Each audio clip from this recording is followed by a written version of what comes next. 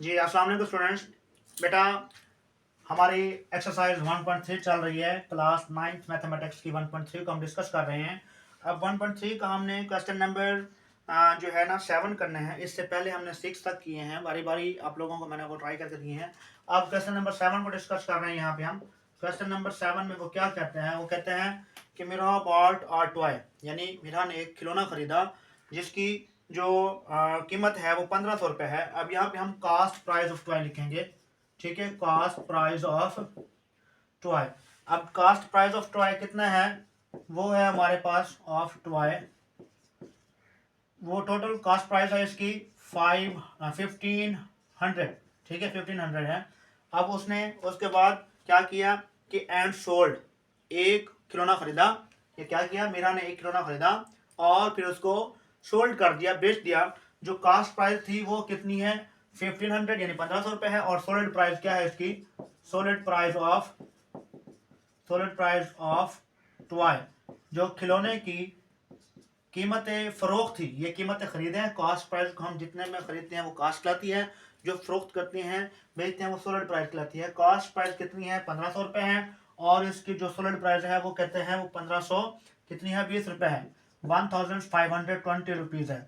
अब उसने ये पूछा है हमसे कि व्हाट वाज हर प्रॉफिट, उसका प्रॉफिट कितना हुआ, परसेंटेज में हमने प्रॉफिट फाइंड करना है। तो यहाँ पे प्रॉफिट आता है, प्रॉफिट कैसे आता है, प्रॉफिट हमने फाइंड करना है परसेंटेज में, पहले ये आप लोग लिखना है यहाँ पे।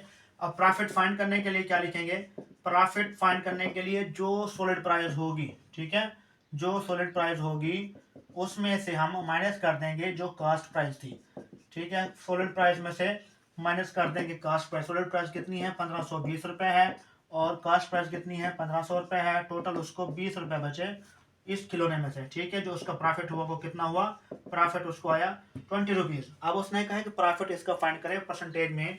अब यहाँ पे है प्रॉफिट, ठीक है, परसेंटेज या प्रॉफिट रेंटियल भी लिख सकते हैं, ठीक है, रेंटियल। अब इसको प्रॉफिट जो परसेंटेज में फाइंड करना है, परसेंट में फाइंड करना है, वो क्या होगा, जो प्रॉफिट आया है, ठीक है, उस प्रॉफिट को आप लोगों ने डिवाइड करना है जो उसकी कास्ट प्राइस थी, ठीक है, प्रॉफिट को डिवाइड करना है कास्ट प्राइस पे और मल्टीप्लाई कर देने हैं 100 से, क्योंकि परसेंटेज में फाइंड कर रहे हैं तो यहाँ 100% को कहते हैं। अब यहाँ पे परसेंटेज का साइन देते हैं। 20 रुपीज़ इसकी प्रॉफिट हुआ इसका। टोटल जो उसकी कॉस्ट प्राइस थी वो है 1500 रुपये और 100 से मल्टीप्लाई करें, ये 2 जीरो के साथ 2 जीरो कैंसिल हो जाएंगे। अब हमने 20 को डिवाइड करना है 15 पे। तो देखिए मैं 20 को डिवाइड करता हूँ 15 पे, 20 डिवाइडेड बाय 15, तो ये आता है हमारे पास इसका 1.3333 चलता जाता है, तो 1.3% यहाँ पे जो उसका प्रॉफिट परसेंट में आया है, जो प्रॉफिट परसेंटेज है, ठीक है, वो हमारे पास आई है 1.33। ये उसका प्रॉफिट था जो उसको मतलब टॉय पे मिला। और प्रॉफिट कितना आया, कितने परसेंट हुआ, 1.33% हुआ। ठीक हो गया बेटा।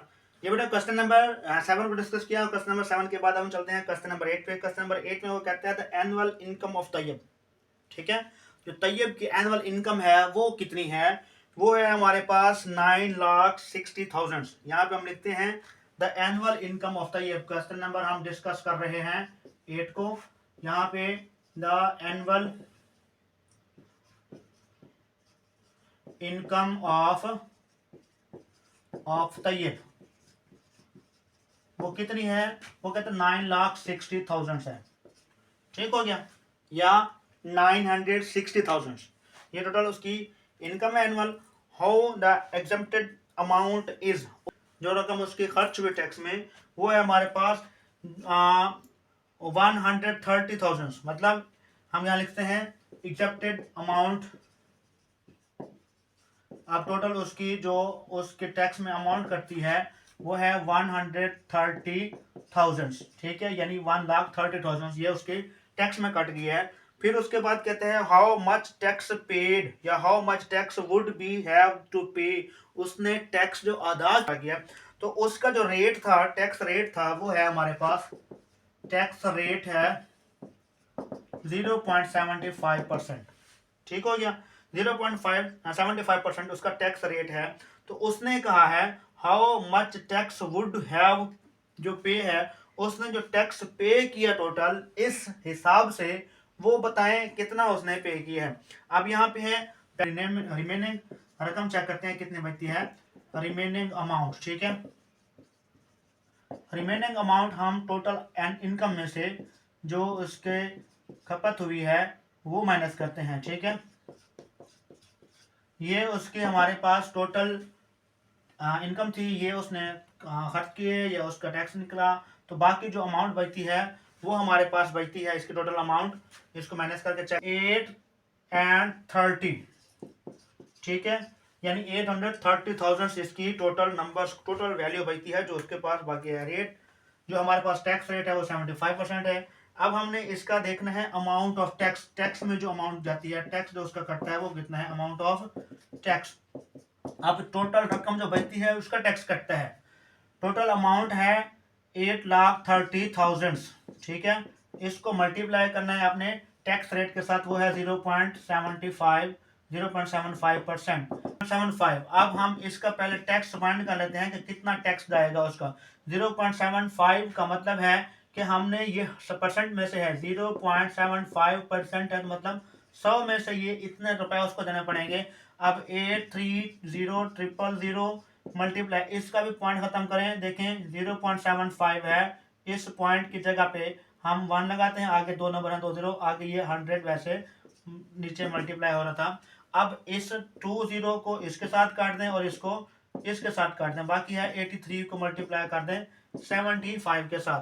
तो 83 को 75 से मल्टीप्लाई करना, टोटल इसकी टैक्स की अमाउंट बन जाएगी 83 मल्टीप्लाई 75, तो ये आ जाते हैं 6,225। ये उसने जो टोटल अमाउंट बाकी बची थी उसकी खपत के बाद वो उसका टैक्स बनता है इस टोटल रकम का 6,225 रुपये।